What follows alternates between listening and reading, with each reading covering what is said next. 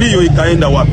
Ndio maana uliona wa generale wote wakina Makanaki Kasimbira John, general Meshake, general Seba, general Jean Alube, general Mamadou, general Makanika, general Kashumba, general Kamama, general Namtaga, general Kuruninga, general Randa Bango, wote tukakusanyika kusema ya kwamba hapana, tuwezi kukubali ila bandeko ngamu tunabino Gilmas encore une fois liboso nabino ko présenter nini vidéo ya sika na makamotali Congo avant kota bandeko.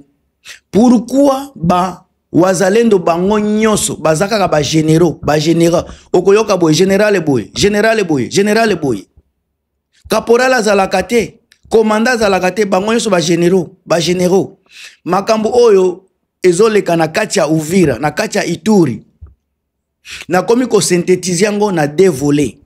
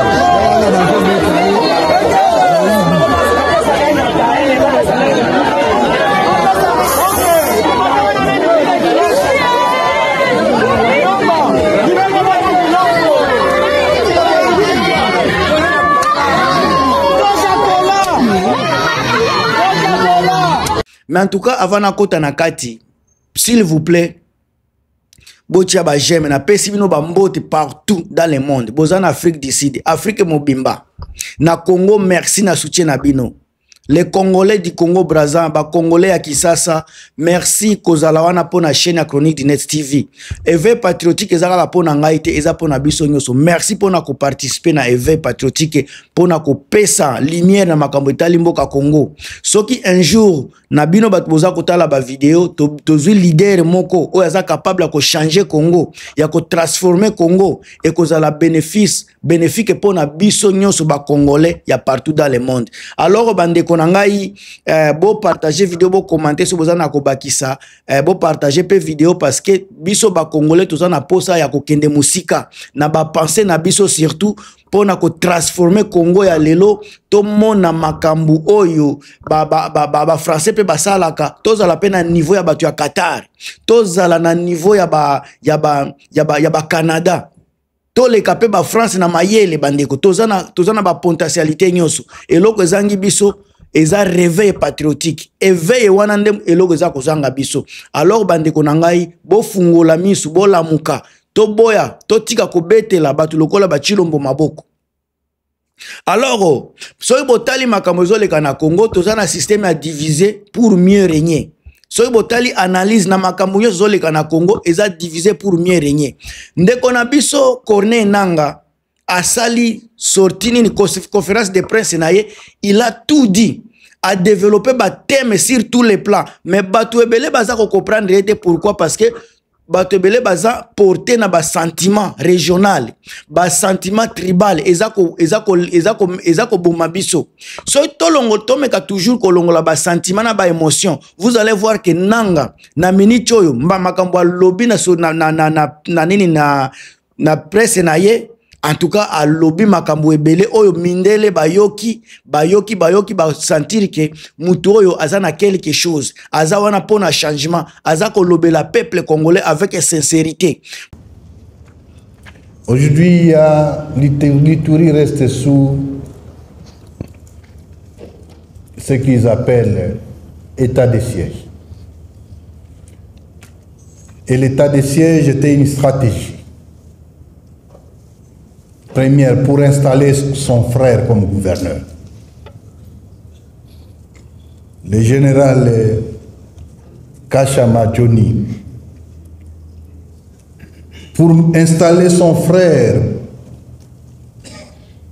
il est de la famille, parce qu'il fallait lui trouver un poste, il fallait créer cette stratégie. Deux, en Ituri, c'est l'insécurité permanente, institutionnalisée. Et c'est une politique. Parce que l'état de siège, c'est plutôt pour l'exploitation d'or. Pour ce faire, ces gouverneurs tribaux devraient servir la famille en exploitant l'or, mais cette exploitation passe par diviser les Ituriens, opposer les communautés les unes contre les autres pour régner, en armant même certains groupes, la Codeco, qui se font aujourd'hui appeler là-bas Banaya Fachi. Botala makambozo leka na province orientale. Tozana ba tribi ebele mais tribi oyo bazako boma bazako beta eza ba tribi ya bahema. Hema mutu afanda deja na province orientale ayebi bahema baza banani. Baza ba éleveur moko ya grave ba ngonde ba mimela kabiso ba miliki ba fromage makambo ebele. Et puis la kabatu moko calme bazala ka makelele te. Sika lubo ya na niveau na ye aza kuna pona ko diviser, objectif ya division wana eza pona po ba régner na niveau na bango, ba régner kuna ba piller ba minéraux, ba pillage baza ko sala kuna ya ba or na niveau ya province orientale oyo eza initié par Tshisekedi na Uganda. Baza ko diviser population, bazo créer chaos, na kati ya chaos wana baza ko mema ba matière première na biso pona ba intérêt na bango personnel, eza pona ba congolais te. Les Congolais sont en train de s'entretuer, mais Tshisekedi na ba Ugandais baza sima ya soki luboya baza ko sakana na biso ba congolais pona ko yiba ka pona ko détourner ba minéraux na biso. Alors sur le plan des données, à Djougou, évidemment cette situation a comme conséquence la profanation même des églises, surtout les églises catholiques. Sur le plan des données, depuis le mois, rien qu'au mois d'août, 53 personnes ont péri à Iroum. Dans la chefferie de Bassidi, on compte 41 civils. À Baïmaboga, 3. Banyali Tchabi, 4. À Walese Vonkutu, 5. Dans ces chefferies, plusieurs personnes ont été enlevées. Mais surtout, les Héma. Ils sont massacrés tous les jours. Et vous savez la raison des massacres. C'est parce que non, on considère que les Héma sont nilotiques. Donc la même persécution contre les Tutsis s'enchaîne à ce niveau-là. Mais personne n'a pas en cette. Mais au-delà de l'Ituri, n'allons pas seulement, même au Grand Nord, les EDF NALU opèrent au jour le jour. Entre-temps, on dit qu'il y a un gouvernement qui a abandonné l'Ituri et qui a sous-traité sa mission en disant que c'est d'autres armées qui doivent venir. Ce qui se passe à Uvira, prototype de non-État, c'est la même chose en Ituri et là c'est pire. Cette situation doit s'arrêter. Trop, c'est trop.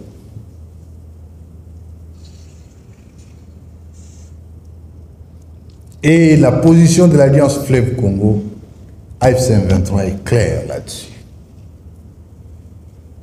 On ne peut pas laisser la vie de toute une nation entre les mains d'un fou. Aujourd'hui, M. Tshisekedi ressemble à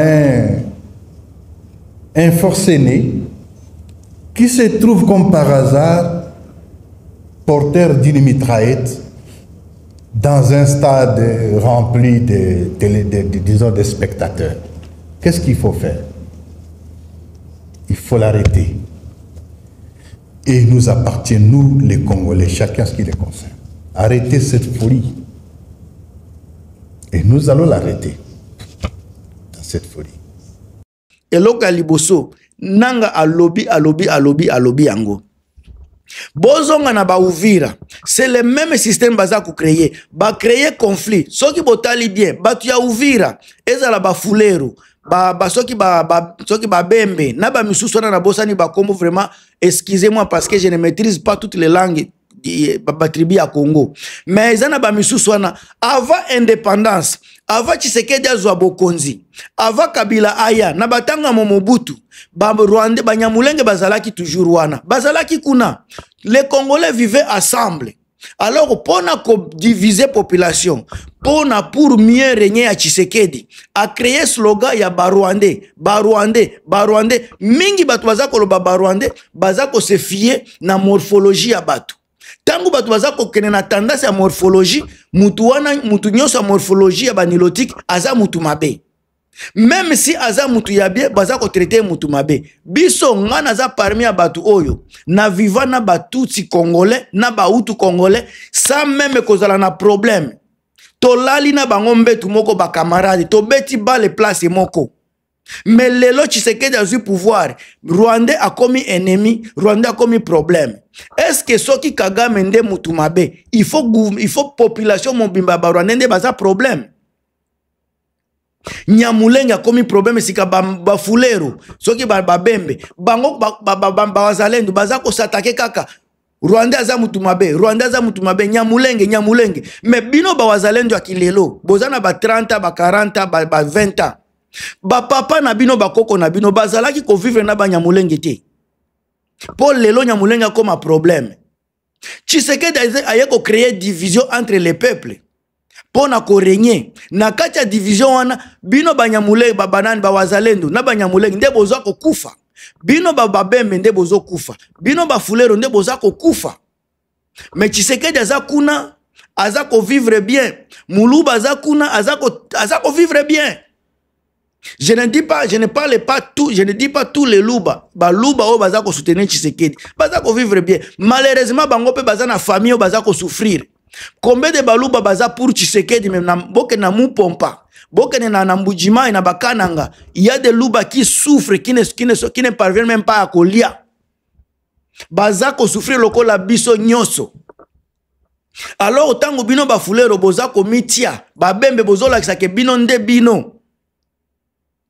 Tobota la nombre, to ya mortalité, nombre abatu bazako kufa na ba Uvira. Ce ne sont pas les Luba, ce ne sont pas les Kasaïens, ce sont des Wafulero qui sont en train de mourir, ce sont des Bembe qui sont en train de mourir. Est-ce que Tshisekedi est en train de vous payer? Bota la bande konabino bazako vivre na katia Uvira wana et les alentours. Combien bazako se retrouver? Na insécurité oyo bino kaka wazalendo botie na Uvira, insécurité botie kuna. Boza ko maltraiter population na bino moko, bandeko na bino propre boza ko maltraiter bango. Tangu boza ko bokomi ko tiape babanini Carolite, bokomi pembe. Un militaire aza ko défendre pays mais akomi mutu ya bachoko. Quel moment yo oza totala kaka population bandeko na yo ba fuleru baza wana, bandeko na yo babembe baza wana, baza ko souffrir, oza ko taxer bango o basala kate bazala kana misala te ba moi eloko na bango bazo bimisa na bazamba na bilanga. Yo muzalendo oza mutu ya liboso ko futisa bango taxe. Est-ce que oza ko travailler pour na Congo ou bien oza ennemi ya Congo? Bozo leka na ba réseaux sociaux nga général. Bino tu bozala ka ba généraux. Mutu ya normal azalaka te. Déjà eza signe mabe ko lakisa ba titre honorifique nde boza ko luka. Malgré ba titre wana, bota la population obino boza ko soit déjà protégé. Boza ba numéro 1 ya ko créer désordre na ba Uvira. Boza ba numéro 1 ya ko créer ba bitumba na Uvira. Tangu boza ko bunda na ba FARDC. Ba o baza ko kufa net ba civil wana. Bandeko na bino ba fulero, bandeko na bino ba bembe. Nde baza ko kufa na bitumba wana. Mais oza komi benga kaka généraux. Olobi oza ko protéger Congo. Pourquoi ozo kangama kaka na Uvira? Kende ko bunda pe na ba place misusu. Kende ko bunda na ba front mususu. Bino botika likaka na kacha Uvira bozo protéger Uvira. Mais pourquoi boza ko protéger Katanga te? Pourquoi boza ko protéger soki ba Kasai te? Kaka place na bino wana nde kozala vraiment soki nani patriote.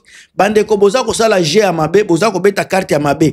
Et puis naza ko yebisa bino boza ko bunda nanu entre bino nanu bo bundisi M23 te bobosa na eloko wana te boza ko bunda entre mai misusu et puis boza ko bunda entre bino na ba FARDC nanu bozu bokutani na ba M23 te guerre wana bobosa na te ke kozala soki bozolo ba koyaka te bobosa na te ke bitumba eza makambo mususu ba déclaration na bino pe eza eloko mususu ba munition boza nango est-ce que boza na ba munition capable à tenir longtemps face à M23 boba na komitu na pe ba question wana boza na ba kisi na bino tamusi yango ne bozo tiela tem bozo tiela motema mais za pena ba na kozo ba M23 pe ba kozo la pena ba kisi na bango alors kozo la kisi contre kisi bitumba contre bitumba advienne que pourra na makambo wana. Alors, Tshisekedi azako semer terreur. Tshisekedi azo semer terreur na banini na ba place nyoso zako gérer po abangisa tangu population azako banga boza incapable à kotelema bokomi na incapacité à kolobela makambo na bino yango sika azako ya azako kota azako bakosala nini otozo benga buzoba azako kota ayena nini Tshisekedi azako na ba terreur na tangu boza ko banga bazako pie ba minere na bino botala batu ya Lualaba batu ya Kolozi ndenge baza ko souffrir avec les minéraux que vous avez mais intimidation oza ko leka na mboka façon baza ko intimider batu ya Lualaba façon baza ko intimider batu ya Lubumbashi ba Tshisekedi sikana groupe na ena famille na ye nini nde baza ko sala baza ko ya ko mema ba minéraux ba memi na bango parce que basi ba terroriser bazo bangisa bino bande ko soki boza ko continuer kaka ko banga boko changer Congo te nanga telemi tozota la jeune kaka jeune o Willy Ngoma pe atie vi na ye a danger atelemi obi na ye kobunda pero luara atie vi na ye a danger aza koloba ngana atie vi na nga a danger na za koloba bino sika bozo sala nini bandeko kaka koloba nanga koya mukolo nini nanga koya mukolo nini est-ce que yo za prêt à koyamba nanga yo mtu oza koloba nanga aya oza prêt ya koyamba ya ko recevoir nanga okoyamba ye ndenge nini parce que koloba mutu aya eza facile est-ce que oza prêt koyamba ye soki oza prêt koyamba ye donc oza déterminé na oye koya eya nini nde oza kosala pona ko se révolter nanga si se révolter ngana si na se révolter Willy Ngoma za ko se révolter batu ebele baza ko se révolter sika yonde konangai mutu oza kotala nga na minute oyo position na yo eza nini nini nde oza kosala pona changement na mboka na biso insécurité ekomi na mboka partout yo mutu ozotala nga oza kolala est-ce que oza site kolamuka oza kolala sécurité eza kaka na makamu na domine kaka ya kolala kolamuka te eza na ba sécurité économique sécurité financière yo ndeko na nga oza otala nga tala avenir na yo avenir ya bana na yo est-ce que bana na yo baza na sécurité ya futur est-ce que baza sécurisé pour na futur na bango est-ce que yo oza na capacité okende kozwa mbongo lobi okolamuki oke kobunda oza na certitude ke okozwa mbongo akolesa bana soki oza na bamakambo wana te c'est que il est temps ya ko se révolter il est temps ya ko telema Tshisekedi ce n'est pas c'est inconcevable comme on a Fifi Masuka a payé sa carrière minière comme cadeau ya mariage na mwana ya président. Donc mbongo ya Congo eza kaka focalisé et puis localisé destiné na maboko ya présidence. Na bazako kokamba biso peuple congolais botelema. Peuple congolais botelema, ce n'est plus l'état ya koloba ya bilobela. Botelema, Tshisekedi doit partir. On doit tout faire pour na ko bengana mutu wana incompétent wana idiot bipolaire wana to longolé na pouvoir. Il est temps ya ko se prendre à charge peuple congolais. Ngamo lobeli na bino Gilmas nazo bangelo côté na melipe maite koloba makamboyo. Na futa mi pété. Na yebi nanga te na tikala komona yete na yebi pe wilite na tikala à part télévision na tikala komona bangote. Donc nazo loba makambu avec conviction na nga personnelle. Bocha va commenter na bino to kuta na émission très prochainement o ekolobela toujours ba éveil patriotique.